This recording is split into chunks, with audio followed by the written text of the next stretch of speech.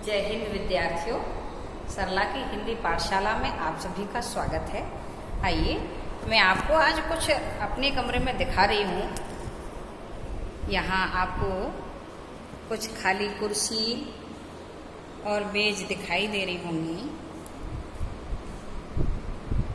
आप कहेंगे ये कुर्सियाँ पड़ी हैं, ये मेजें पड़ी हैं, इसमें 2 खिड़कियाँ हैं, इसमें 2 दरवाजे हैं, इसकी दीवारें सुंदर हैं या गंदी हैं। इस प्रकार की बातें कर सकते हैं आप। मैंने इस तरह की बात आपसे क्यों कही?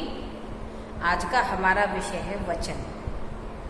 वचन किसे कहते हैं आप समझ में आ गया होगा आपको। किसी भी वस्तु, व्यक्ति के एक या अनेक होने का बोध कराने वाले शब्द वचन कहलाते हैं। आपने अभी कमरे में देखा बहुत सारी कुर्सियां पड़ी हैं। यदि हमको इसको एक गिनती में कहना हो तो कुर्सी पड़ी है, और बहुत सारी कुर्सी हैं तो कुर्सियां हो गई।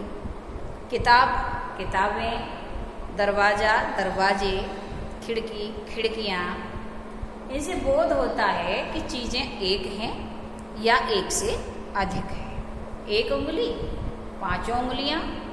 इस प्रकार ऐसे शब्द जो हमें ये बताते हैं कि कोई भी वस्तु एक है या एक से अधिक है, वो वचन कहलाते हैं। हिंदी में 2 ही प्रकार के वचन होते हैं, एक वचन और बहुवचन।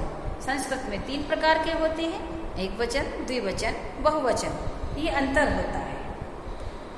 दूसरी चीज है हमारी वचन के बाद लिंग किसे कहते हैं, और हिंदी में लिंग कितने प्रकार के होते हैं? स्त्री या पुरुष जाति का बोध कराने वाले शब्द लिंग कहलाते हैं। और ये 2 प्रकार के हिंदी में लिंग होते हैं, स्त्रीलिंग और पुल्लिंग। ऐसे शब्द जो पुरुष जाति का बोध कराते हैं, पुल्लिंग। ऐसे शब्द जो स्त्रीलिंग का बोध कराते हैं, स्त्री जाति का बोध कराते हैं, स्त्रीलिंग। इन लिंगों के साथ में क्रियाएं भी बदलती हैं। जैसे हम कह सकते हैं बकरी घास खा रही है। इस वाक्य को हम ऐसे नहीं बोल सकते बकरी घास खा रहा है। अगर ऐसे बोलने लग जाए मैं आपको पढ़ा रहा है, तो आप हंसेंगे। मैं आपको पढ़ा रहा है यानी मुझे तो हिंदी का प्रयोग भी नहीं आता है, मुझे तो स्त्रीलिंग पुल्लिंग में भी अंतर नहीं आता है। तो मैं पढ़ा रहा है ये अशुद्ध हुआ, मैं पढ़ा रही हूँ ये शुद्ध हुआ। क्रियाओं के माध्यम से भी हम स्त्रीलिंग और पुल्लिंग में अंतर समझ सकते हैं। बहुत सारे शब्द ऐसे होते हैं जिन शब्दों से स्त्रीलिंग से पुल्लिंग बनाना पड़ता है परीक्षा में, और पुल्लिंग से स्त्रीलिंग बनाना पड़ता है। मान लीजिए एक वाक्य आ जाए कि विद्वानों की सभा बैठी हुई थी। अब इस वाक्य को हमें स्त्रीलिंग में परिवर्तित करना हो तो विद्वान की जगह पर हम वाक्य में फिट करेंगे स्त्रीलिंग शब्द विदुषी। विद्वान का क्या होगा? विदुषी। विदुषियों की सभा में लोग बैठे हुए थे।